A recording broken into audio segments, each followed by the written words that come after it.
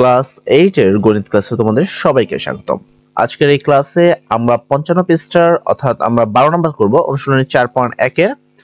তোমরা যারা জানো যে আমরা রেগুলার ক্লাস যারা আমাদের করো তারা জানো যে আমরা বিগত ক্লাস পর্যন্ত 11 নম্বর পর্যন্ত সম্পূর্ণ কমপ্লিট করেছি। তারই ধারাবাহিকতায় আজকে আমরা করব 12 এবং এই 13 টোটাল 4টি প্রশ্ন। এই টোটাল আমরা 5টি প্রশ্ন করব 55 পৃষ্ঠা, ঠিক আছে? তার আগে আমি তোমাদের একটা ছোট্ট সাজেশন দিতে চাই, যারা আমাদের এই অধ্যায়ে প্রথম বা এই ক্লাসটি প্রথমে দেখছো তাদের জন্য। যারা আগে দেখেছো তারা তো জানো যে কোথা থেকে প্রশ্ন আসবে, এবং অর্ধবার্ষিক বার্ষিক যেই পরীক্ষায় দাও না কেন তুমি 100% কমন পাবা। এট ফার্স্ট হলো তোমরা যারা নতুন তাদের জন্য বলি যে 6 নাম্বার তোমরা খুবই গুরুত্ব দিবা, ঠিক আছে? এটা ভেরি ভেরি ইম্পর্টেন্ট। দেন তুমি 8 নাম্বারকে খুবই গুরুত্ব সহকারে, আমি যেগুলোকে বলছি অবশ্যই মনে করে খুবই গুরুত্ব সহকারে পড়বা, ঠিক আছে? প্লাস হলো তোমার 10 নাম্বার, এই তিনটাকে তুমি একবারে 3 স্টার এন্ড 100% গ্যারান্টি নিয়ে নাও যে এই তিনটার মধ্যে প্রশ্ন আসবেই। এর পরবর্তীতে তুমি পাশাপাশি 2 স্টার হিসেবে 5 এবং 9 এই দুটাকে তুমি 2 স্টার হিসেবে নিতে পারো। তো একটা 10 মার্কের একটি প্রশ্ন তুমি এখান থেকে 100% কমন পাবা, ঠিক আছে? তো আশা করি অর্ধবার্ষিক পরীক্ষার জন্য তুমি এখান থেকে পড়ে নিবা। আচ্ছা, এবার আমি আসি 12 নম্বর প্রশ্নে, যেখানে এখানে বলা হয়েছে a প্লাস বি ইকুয়াল 13। এটার একটা মান দেওয়া আছে, a প্লাস বি এর মান হলো 13 এবং a মাইনাস বি এর একটা মান দেওয়া আছে 10। তার মানে আমার কাছে দুইটা মান দেওয়া আছে, ঠিক আছে? এবং আমাকে এটার মান নির্ণয় করতে বলছে, যে এইটা এবং এটা মানে দুই, এখানে মানও কিন্তু দুইটার বের করতে বলছে। তো এর জন্য অবশ্যই তোমাকে 2 * a² + b² সূত্র জানতে হবে এবং a বের এই দুইটা সূত্র তোমাকে জানতে হবে। যারা সূত্র জানবা তারা খুবই অনায়াসে 12 নম্বর প্রশ্নের উত্তরটা করতে পারবা। তো চলো আমরা উত্তরটা দেখব। তার আগে আমি তোমাদের ছোট্ট একটা কথা বলে দিই, a² + b² এবং a b সূত্র কি কে জানো? তাড়াতাড়ি সবাই কমেন্ট সেকশনে লিখে ফেলাও। আমি আগেই জানি, পূর্বেই জানি, এন্ড আমি বলার পরে জানলে সেটা কিন্তু হবে না। আমি যেন কমেন্ট সেকশনে দেখি যে তোমার ওয়াচ টাইমের আগেই যেন তুমি হ্যাঁ লিখছো এবং প্রশ্নটি বুঝতে পারলে অবশ্যই থ্যাংক ইউ লিখবা। তো চলো ভিডিওটি শুরু করা যাক। তো সেক্ষেত্রে দেখো আমরা এট ফার্স্ট উত্তরে আসলাম। প্রথমে লিখব দেওয়া আছে, পুরোটাই আমরা নিজেরা টাইপিং করা আছে, তো এখানে আমরা আমাদের মতো করে তুলেছি। তো দেওয়া আছে প্রথমে x প্লাস y এর মান হলো 12 এবং xy এর মান হলো 27 এবং x এর মান কত 27। যেহেতু এটার মান নির্ণয় করতে হবে তো আমরা এটা প্রথমে লিখবো এবং মান নির্ণয় মানে অতএব দিয়ে অঙ্কটা তুলতে হয়। তাহলে অতএব প্রথম রাশিকে এখানে দেখো প্রথম রাশিটা কি ছিল x², সরি এটা তো না, আচ্ছা একটু মিস্টেক হয়েছে, ঠিক আছে? ওটা 11 নম্বর। আচ্ছা সেম যে দেওয়া আছে প্রথম সমান আমরা প্রথম রাশি সমান তুলবো, দ্বিতীয় রাশি সমান দ্বিতীয় রাশি হুবহু তুলবো, ঠিক আছে? তো আমাদের প্রথমে এটা 2a² + 2b² এটার মান নির্ণয় করতে হবে। দেন আমরা এটা নির্ণয় করার জন্য আমরা লিখবো প্রথম রাশি ইকুয়াল যেটা দেওয়া আছে এখানে।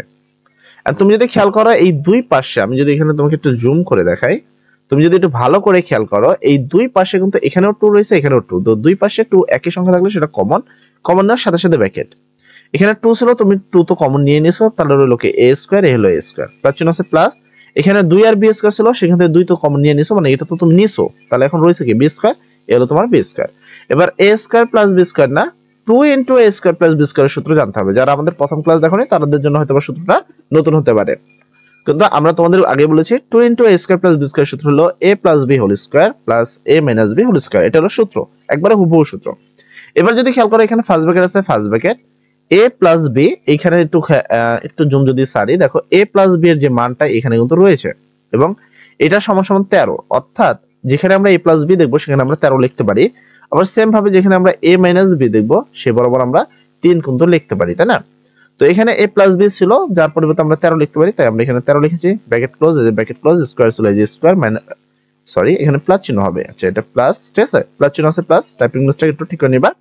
দেন এখানে কি আছে a - b, a - b এর মান 3, তাহলে a - b = 3। দুই পাশে ব্র্যাকেট আছে, যে দুই পাশে ব্র্যাকেট, স্কয়ার আছে, এখানে স্কয়ার আবার গেল কই, ঠিক আছে? স্কয়ার হবে 13 এর উপরে স্কয়ার করলে কত হবে? 13 × 13 = 169, প্লাস চিহ্ন আছে প্লাস, 3 এর উপরে স্কয়ার করলে হবে 3 × 3 = 9, দুটাকে যোগ করলে হচ্ছে 178, ঠিক আছে? তো অবশ্যই কমেন্ট সেকশনে সবাই বলবা প্রশ্নটি তুমি কি বুঝতে পেরেছো কিনা। এর পরবর্তী টপিক হলো a b এর মান নির্ণয় করো, যার জন্য তোমাকে সূত্রটা জানতে হবে। তো আমরা লিখবো এবং a b এর সূত্র কি? a + b / 2 whole square minus a - b / 2 whole square. এবার a + b এই যে উপরে যতটুকু আছে এটার মান কিন্তু 13, তো আমরা এই জন্য এইখানে বরাবর 13টা লিখে দিয়েছি। ভাগ ছিল এই যে ভাগ, আর নিচে 2 ছিল এই যে 2, দেন দুই পাশে ব্র্যাকেট, এই যে দুই পাশে ব্র্যাকেট, স্কয়ার ছিল স্কয়ার, মাইনাস চিহ্ন আছে এই যে মাইনাস, a - b এর মান হলো 3, ঠিক আছে? ভাগ এই যে ভাগ, 2 আছে 2, হোল স্কয়ার আছে হোল স্কয়ার। 13 এর উপরে স্কয়ার করলে কত হয় তোমাকে এটা জানতে হবে, ঠিক আছে?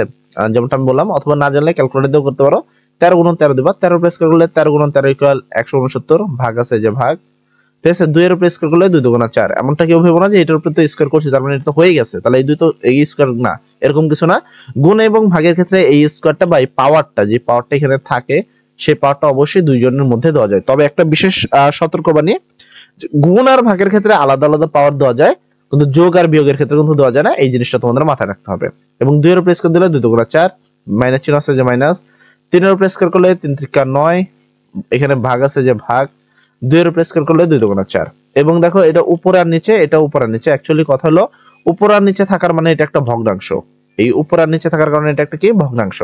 এবং ভগ্নাংশ যদি থাকে কি যোগ অথবা বিয়োগ, ভগ্নাংশ যোগ অথবা বিয়োগের থাকলে আমাদের করতে হবে নিচের অংশের লসাগু। এবং লসাগুর একটা নিয়ম আছে, লসাগু হলো মিললে এক না মিললে সব, সবচেয়ে ইজি টেকনিক। ঠিক আছে, তো যদি আমি খেয়াল করি এখানে দুইটাই 4 আছে নিচে, তো দুইটার মধ্যে মিল রয়েছে, মিললে আমরা একটা নিব, তো এই দুইটা 4 এর পরিবর্তে একটা 4, বুঝা গেল। দেন লসাগুর কারণে আমরা এখানে ভাগ চিহ্নটা দিয়ে দিব। এবার এই 4 আর এই 4 কাটা রইল কত 169, এই যে 169, মাইনাস চিহ্ন আছে মাইনাস, এই 4 আর এই 4 কাটা রইল কত 9, এ হলো 9। ঠিক আছে, বাকিটা তুমি বিয়োগ করবা, 169 থেকে 9 বাদ দিলে হয় 160 ভাগ 4, এই হলো নিচে হলো ভাগ 4। দেন 160 কে 4 দ্বারা ভাগ দিবা, মানে এই 4 এর 4 কাটলে হয় তোমার 4, 4 আর 10 40 হবে। ঠিক আছে, তাহলে ভাগ কত কত হচ্ছে 40। এই হলো তোমাদের প্রথম প্রশ্নের উত্তর। আশা করি 12 নম্বর প্রশ্নের সম্পূর্ণ উত্তরটি বুঝতে পেরেছো। এবার আমরা চলে যাব 13 নম্বর প্রশ্নে। বলা হয়েছে দুইটি রাশির বর্গের অন্তর রূপে প্রকাশ করো। আমি আগেই বলে দিই যে এটার একটাই সূত্র আছে, সেটা হলো যে এই সূত্রটা। ঠিক আছে, এখানে দেখো দুজনের মধ্যে স্কোয়ার আছে, স্কোয়ারকে বলা হচ্ছে বর্গ, এবং দুজনের মধ্যে অন্তর, অন্তর বলতে বিয়োগ। এই যে অর্থাৎ হলো এ বি এর সূত্র তোমাকে জানতে হবে যদি তুমি এই অঙ্কটা করতে চাও। এই অঙ্কগুলো করতে চাইলে তোমাকে কি এ বি এর সূত্র জানতে হবে। এবং এক নম্বর যদি উত্তরটা করি, এখানে ফার্স্ট এটা যেটা আছে এটাকে আমরা এ ধরবো, এটাকে আমরা বি ধরবো, দেন সোজা উত্তর মানে তোমার সূত্র বসে দেবো, কোনো কাজ নাই। চলো আমরা উত্তরটাও দেখে নিব। আর অবশ্যই যারা ভিডিওতে এখন পর্যন্ত লাইক করনি তারা তারা অতি তাড়াতাড়ি লাইক করে দিবে, এবং বুঝতে কোনো সমস্যা থাকলে কমেন্ট সেকশনে লিখবা প্রবলেম ভাই। ঠিক আছে, তো আমরা লিখবো, আমরা জানি এ বি এটা সমাধানে। ঠিক আছে, এ বির যে সূত্রটা সেটা এ বি সমান হলো a plus B divided two whole square minus a minus B divided two whole square. এর পরবর্তী এখানে যা আছে আমরা এটা পুরোটা লিখবো, যেমনটা আমি বললাম যে এইটাকে আমরা এ নিব প্রথম অংশটুক, এটাকে আমরা নিব বি। দেন আমরা সূত্র বসাবো। সূত্রটা যদি খেয়াল করো, প্রথম ব্র্যাকেট, এই যে ব্র্যাকেট, তো এখানে আসলে ডাবল আছে, এখানে ব্র্যাকেট আছে, এখানে কিন্তু ব্র্যাকেট ছিল না, কিন্তু এখানে ব্র্যাকেট আছে, এজন্য এখানে ফার্স্ট ব্র্যাকেট, আর এখানে ফার্স্ট ব্র্যাকেট আগে থেকেই থাকার কারণে এটা সেকেন্ড ব্র্যাকেট।